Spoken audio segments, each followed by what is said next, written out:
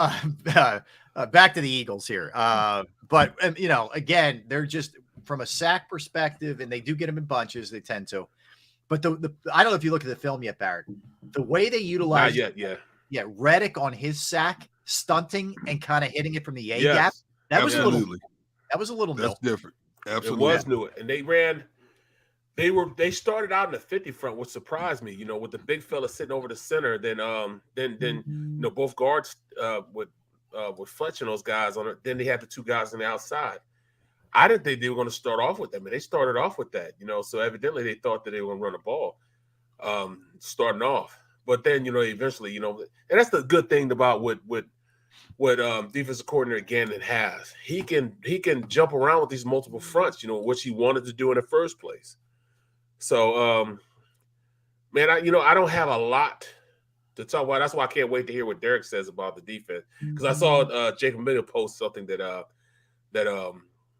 Seth wasn't, he wasn't really liking what they did on the defensive side. About how would you say it? Not that he didn't like it, but he's still not. Maybe they left some things on the table. I don't know. Yeah, I forget what he said. I got to look it up. I don't know. What was that? So Gunnar, so tell me a couple of the issues there. Well, they are still giving up a lot of yards per carry, but tell me some of the things that see that's a concern because, and I'm not even talking about the regular season. Now I'm keeping a close eye on this 49ers team. Okay. Because if that team gets healthy, the offensive line, and they get some of the defensive personnel back, and you see what Christian McCaffrey does. Oh, he's back to being Christian McCaffrey. Did you see? And no Debo Samuel yesterday. Yeah, he's back. Okay. He's rejuvenated. He just got reborn in San Fran. Dude, did you see the pass he went up for in the end zone and snagged? I didn't know he had that kind of elevation. That you don't see running backs making that kind of stuff. Right. No. Yeah. But here's my concern, and we've talked about this weekly. You just said it. First of all, they're giving up too many chunks of real estate when in the running game for the volume of money and talent they have on their D line. Number one, number two, that stunt that they used on Kenny Pickett. Okay, when Reddick came through the A gap and blew him up, that right down the chute and blew him up. I'm thinking, okay, here we go. It's going to be another 9-sack day, and all of a sudden they go back to that 4-man rush again, and they let Pickett get in a rhythm. Yep. They let a rookie quarterback get in a rhythm. And I'm thinking, why are you not putting pressure on this young quarterback the entire day? Now, they ended up with 6 sacks, but let's be honest here. Most of the sacks they got in the second half were predicated on that Steelers had to throw the ball a lot more just to try to make it respectable. And they were dropping all these guys back in the coverage. And what does a young quarterback do? Stands back. What do he do? He pat the ball. Nobody's getting no boom. They finally get to him. 6 sacks or 6 sacks. Okay, then they get a strip sack of him. Because there was that one drive, they were at the 1-yard line, and I'm joking with people in the green room, and everybody's looking at me like, come on, D-Gun. I said, could this offense go 99 yards on this Eagles defense? They were working their way down the field. They get to midfield before they got their strip. I'm thinking, this is too easy for the Steelers defense. I don't care if you do have a comfortable lead. You don't give them an inkling whatsoever they can come back in any way, shape, or form. If they don't get that strip sack, who knows what could have happened on that drive. Luckily, that defense did what it's supposed to do. They forced another turnover at the most opportune time possible. But I'm looking at some tendencies here that if they could come back and haunt you down the road against better competition. Now, right now, they are the creme de la creme of the NFC. There's no question about it, hands down. They are the creme de la creme. But there's a couple teams you got to watch you may have to see in the postseason. And you got to do a better job of Bear. No, not the postseason. You're gonna see them in about 3 or 4 weeks when that. Yeah, but I'm from Tennessee. You talking about stopping a run? Yeah, there you go. that man had what 30 carries for 200-something yards. Yeah, 300 yards rushing. Campbell, old school. Like he is old. He went straight old school. Now he had a rookie quarterback who he only let throw 5 or 6 times. Yeah, but they knew. Yeah, but they attacked the way you should attack the Texans. You bludgeon them on the ground, and that's what they did. They bludgeoned. You don't need to throw. Well, all right. Let me play. Jump up again. Let me play devil's advocate. All right. So I agree with you. They are giving up way too many chunks. Like 6 per carry on the ground is not acceptable. Period. Not acceptable. However, they're in that position where Pittsburgh has to throw all the time because Pittsburgh couldn't do anything against them early. Exactly. Which is a credit to their defense. The other thing is, and I hate to do the old cliche like the other team gets paid too, but like that other team has Chase Claypool and George Pickens and Deontay Johnson and some talent, like you're going to give some stuff up sometimes. Okay, right. Yeah, I know that, but I'm saying Ben Roethlisberger throwing to those guys is a whole lot different than Kenny Pickett. I agree with you there. Or even Trubisky, for that matter. I'm not throwing to those guys. I'm really not. I'm just saying, like, the course of the game, the other team is going to do something. They're going to put together some runs on you. Yeah, no question about it. But you guys said it perfectly, and I've said this. Barrett, what's the MO when you're going when you're playing against a young quarterback? You make it as uncomfortable for him. Yes, you make it as uncomfortable for him as you possibly can. Mm-hmm. There was, and then on the Steelers' wheel routes, the running back was running wide open in the flat, like 6-7 times, and I'm thinking, where's the linebacker coming out to cover the dude? Where is he? Inside, yep. I mean, seriously, I'm looking at running backs out of Pittsburgh's backfield, and Kenny Pickett's dumping it off to the safety valve. Now, it didn't go anywhere, but I'm thinking, you don't think better teams are looking at this stuff? Every team right now, you're the bullseye that they're shooting for right now. They're looking for every advantage possible. And when you look at a team like San Francisco, they have the weapons to take advantage of that. They have the speed. They have the strength. Now, yes, they're 4-4. Well, they're only 4-4. Yeah, but they haven't really been healthy. First of all, they gave the reins to a rookie quarterback they never should have. Then they started getting injured, in droves on the defensive side of the football. Then they go out and make a splash move and bring in this Christian McCaffrey. Now, we don't know if he's going to stay healthy or not based on the past 2 years of his career. But if he is healthy, you put him in there with Deebo Samuel and Brandon Ayuk and George Kittle. And Garoppolo is exactly what we knew he was. He is a great manager of the game because he was making some throws yesterday. Okay. Now, I'm just saying, if you if you stay in these same habits, it could jump up and bite you again down the road against better competition. Yeah. You just said, Barrett, we're going to see the Giants defense. You got another rematch against Dallas's defense down in their place. And I'm looking at it's the same tendencies. And I'm not knocking the defense. Okay. They're one of the top 5 defenses in the league. All right. They're the best to get the ball, taking the ball away from the opposition. They come up with big plays when they have to. They're giving up 13, 15, 7 points a game. Okay, let's look at who they're playing to do this against. Except for Minnesota, whatever Minnesota did to rectify their problems when they lost to the Eagles, Minnesota's gone on a 4-game run. But I will also say this about Minnesota. Minnesota's not blowing people away. You look at Minnesota's MO, they have to come from – Murray cost Arizona that game yesterday. Arizona had a good chance. Kyler Murray threw a punt in the middle of the field. Vikings pick it, take it down the field for a touchdown. I'm thinking, what are you doing? You 5'3", man. He throwing off his back foot. He threw it straight up in the air. The receivers way down the field. You got 3 purple jerseys standing there to field the punt. They pick it up. Mm-hmm. Okay. Yeah. But I'm just saying there are tendencies that we're going to see every week that you're going to say, and people across the board, the run defense makes me nervous. Well, we're going to see a team that can run the ball up and down the field in a couple of weeks. We're going to see another team that's better balanced down the road that can run the football in Dallas. We're going to see a team in the playoffs possibly in San Francisco that do both very well. No, listen, everything you're saying is right. I don't disagree with it, right? But I'm just saying, like, week-to-week, game-to-game stuff happens. In other words, like, I wouldn't exactly call the Bears offense a juggernaut. They put 29 up on the Cowboys yesterday. Oh, no question. So it just happens, week to week where it is. But yeah, I mean, look, if you're looking at, so they're allowing 16.9 points per game, which is it's unbelievable. Awesome, right? So the teams that you look at, I think in the NFC, Dallas for sure. And it's not I'll put the Giants in there too. I don't want to disrespect them. They lost yesterday, but I'll put them in there too. But I don't think they're an explosive offense. It's like yesterday is a great example. Seattle contained Saquon and the Giants lost. That's not a coincidence, right? So, but the other teams, definitely the Vikings, excuse me, for sure. I'd throw Seattle in there because I can't discount what they've done at 5-3. I can't either. And then I go Niners. There's not much else. Like, we keep waiting for Green Bay and Tampa to flip a switch. I don't think that switch is there. No, that's not going to happen. That's not going to happen with those teams. Yeah. But when I look at the Seattle team, they held the Chargers to 23 points. Yeah. They held the Giants to 13 points. Now, it wasn't that long ago that Seattle's defense was the worst in the league. All of a sudden, Seattle's defense is playing a lot better. Mm-hmm. They can run the ball. Geno Smith has become one of the talks of the league. I don't know what in the world Pete Carroll has done to him. I don't know what Pete Carroll's feeding him. I don't know what their coaching staff is feeding him. Pete Carroll is making people already forget about Russell Wilson. I can't believe it. I didn't think could happen. Yeah. So you got to keep those are three teams you got to keep an eye on. Minnesota, they can run and throw it well. Seattle's flipped the script. I don't know whatever they're doing. Tyler Lockett and Metcalf with that running game, Kenneth Walker, you know, and then San Francisco. If San Francisco gets healthy, it's going to be interesting. That's all I'm saying. Well, those are obvious observations.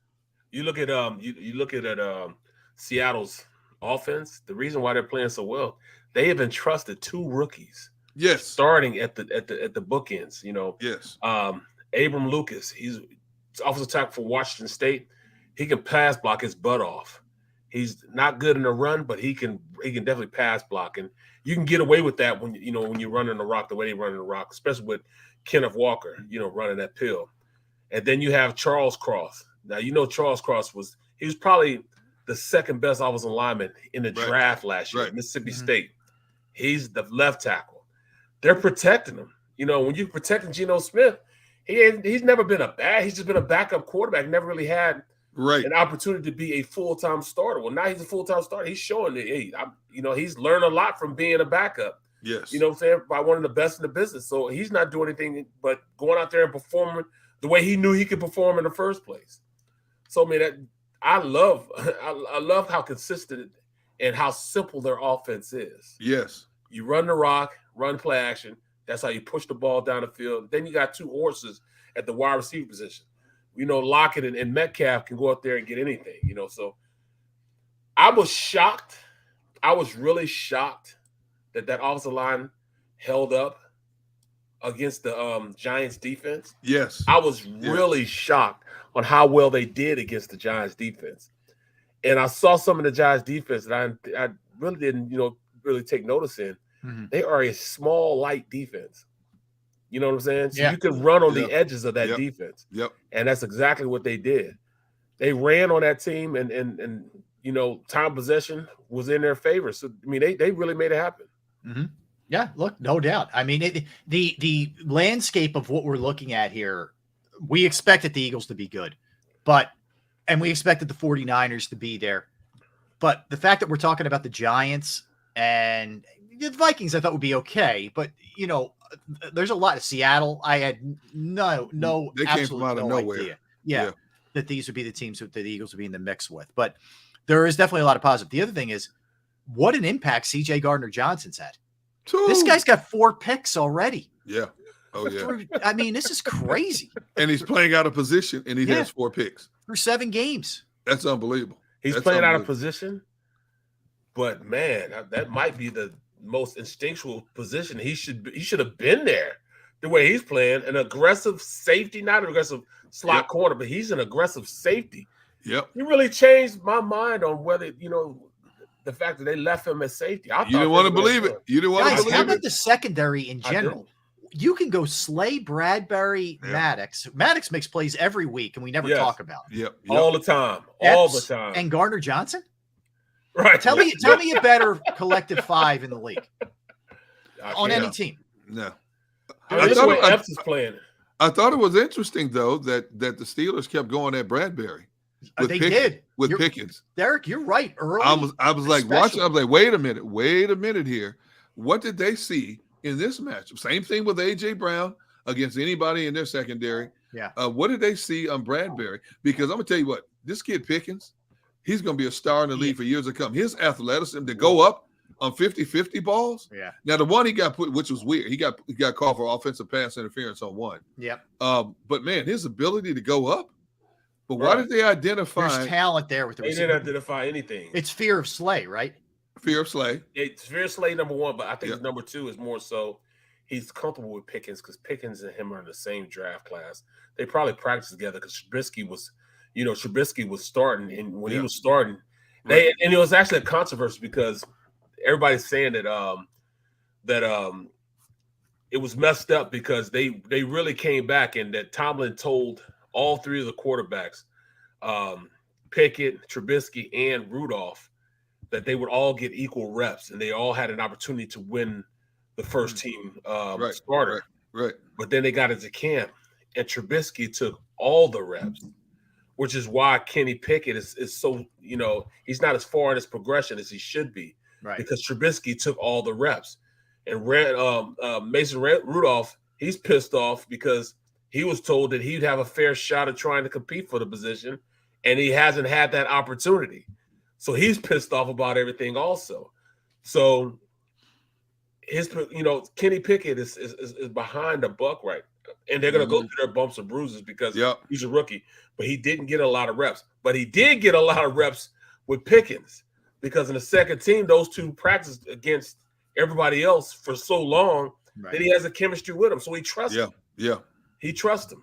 Yeah, that's fair. I mean, look, the other part is, especially as the game went on, you're down, you're throwing no matter what. Someone's going to have to be, picked on. But yeah, I hear you.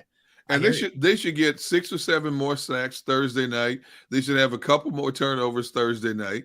That thing is going to be very similar to the game we just watched. Yes, very similar, with a quarterback who has more experience, but really hasn't stepped it up. And I understand he's devoid of talent down there. Houston just basically gutted that team. I don't know what they're doing. They were a fire sale, didn't they? He's got nothing, man. They're trying to get rid of Brandon Cooks right now. They're trying to train him. That's a lot of money. And he was 1,000-yard on that team. He was a 1,000-yard receiver last year. They're trying to get rid of him now. One thing to note about them real quick, and I know we'll get into them more later in the week. They do have a really good running back. Damian Pierce is good. Like, this is where the Eagles run defense is going to be tested this week. So just something to keep an eye on. But that team doesn't have finishers. No. Yeah. Their team doesn't have finishers. They don't have finishers on that team. All right. Tell me how many receivers do you fear as a defense? Chris Moore from Baltimore. On Houston? Yeah, on Houston. Chris Moore from Baltimore. Philip Dorsett. He was with San Fran, but he's been a journey in the past couple of years. He was on Indy for how many years? Right. Then you got Tyron Johnson. Who? He's right. Jalen Camp. Are you talking for the Texans? Yeah, these are their receiving collection. Receivers. Yeah. I like Nico Collins. That's about the only guy I like. But he's out though.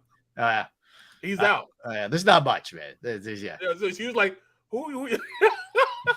You know who I'm talking about, right? And that's exactly what.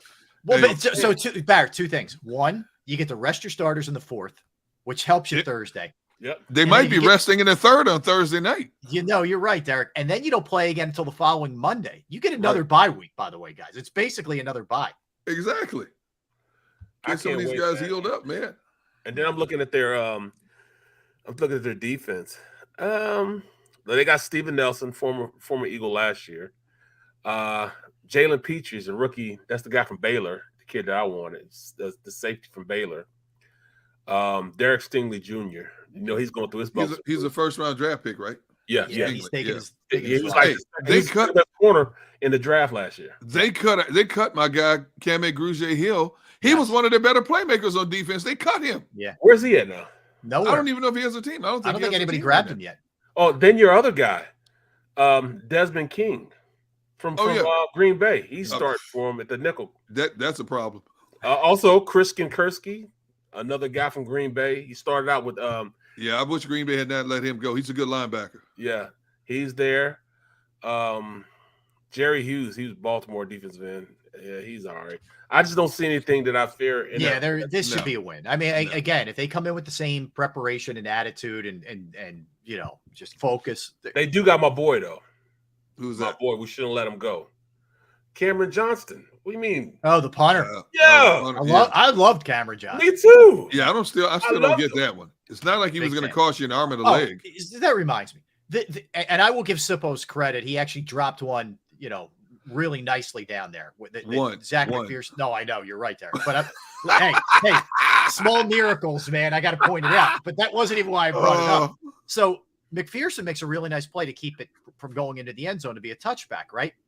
And then the Steelers field that thing. That should have been a safety. No way should that ball be put on the 1 yard line. Yeah, I don't get that. What the rule is, if I don't know why it's like this, but if that happens and the Eagles touch it first and he knocked it in, but then once the other guy grabbed it, and they didn't secure it, he grabbed it, he can return it. And he can return it all the way down to the opposite field. And if he if he fumbles it, it still goes back to where Eagles initially touched it. Yeah. Are you kidding? What? Yeah. I've never heard this rule before. So can it not be a safety either if he does what he tried to do? Because the Eagles touched it first. Jeez. When the Eagles touched it first. But that he kept really the ball. weird. But he kept the ball in place, so it's still a live ball.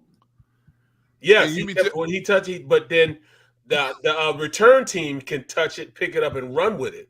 But if they fumble it again or they lose possession of it, it still goes back to their ball. You mean to tell me if that guy had got hit and fumbled that ball and say it rolls into the end zone, the Eagles that's a pounce terrible on it, rule. that's not a touchdown for the Eagles? No, it's a touchback. That's ridiculous. No. If their returner touch hits it, right, and it goes into the end zone, right, we could return. We could jump on it. We could jump on it for a touchdown. For a touchdown. Oh, but okay. no, what I'm saying is, the Eagles were the first team to touch the ball. Right. Great play on special teams. He knocks it down, keeps it from going to the end zone, so it's not a touchback. But then the other player can pick it up and return it if he wants to. And if he returns it, it'll be a touchdown. But if he returns it and he fumbles it at the 1 yard line and we recover, it still doesn't matter. It's still their ball going back to where it was at first initially touched. I don't know why it's like that. I don't know why the rule is like that, but that's just the rule. I don't understand it, man. Rob drop out? Hi, I'm back. There he is. Oh, he's okay. All right. Are you playing Wi-Fi games again? I don't do anything, man. I'm telling you. How much of a rule is that though, man? It's a ridiculous rule. That rule is ridiculous. Yeah, it is. Absolutely. That's I never knew. I'm glad you told me that, Barrett, because I did not. I absolutely didn't know that. If I was the guy who touched the ball, I'm the coach. Hey man, come here. Yeah. If you ever do that, do that again, if you ever let us know you're thinking about doing that again, you're cut right here on the spot. I'm with you, man. Tomlin, I could just see the fumes coming. Right. He was hot as fish grease, wasn't he? Oh my goodness. All right. So 2:00, we'll do our NFL. We'll go around. We'll look at the NFC East, the big games yesterday, some crazy stuff that went down. We touched on McCaffrey, some of the things that he did. We'll dive into that a little bit more. Last night's game as well. Look ahead to tonight. I don't know what kind of focus is going to be on tonight's game in the Philadelphia area, but we'll talk about that as well. So we'll get into all of that. When we get back, we'll do a little Phillies because they do have a huge game tonight, game 3 of the World Series. You don't want to go anywhere. Barrett Brooks, 7-0. Let's go, baby. We are Sports Take, JAKIB Sports YouTube Network on this Halloween. Happy Halloween, everybody. All right, I want to tell you about Flynn Tree Services. Yes, Flynn Tree Services is an experienced, licensed, and insured Pennsylvania tree services company that will trim or remove any unwanted trees off of your property. They offer cost-effective solutions to any tree problem that you may face. So ask yourself the question, do you have any issues with your trees on your property or in your yard? If you do, they're just a quick phone call away. And by the way, they're experts at trimming all types of trees, and they service southeastern Pennsylvania, South Jersey, and northern Delaware. Flynn Tree Services specializes in full tree removal, stump grinding, as well as tree pruning. Keep in mind, we're in that tough time of year right now with a lot of storms, hurricanes, etc. It's a great time to get your trees evaluated to make sure that they are good to go for this time of year and into the winter. All right, go to their Facebook or Instagram page for a sampling of their work or a little bit more information. Flynn Tree Services. Give them a call, 610-850-2848, 610-850-2848, or online at flynntreeservices.com, flynntreeservices.com. Philly sports fans, I'm Tom Giordano from Ponley Hockey Giordano. First and foremost, thank you for watching the Ponley Hockey postgame show. But right now, we're giving away tickets to the World Series. Follow Ponley Hockey on Instagram and check out our posts for your chance to win tickets to all 3 Phillies home games. Go Phillies and go Birds. Welcome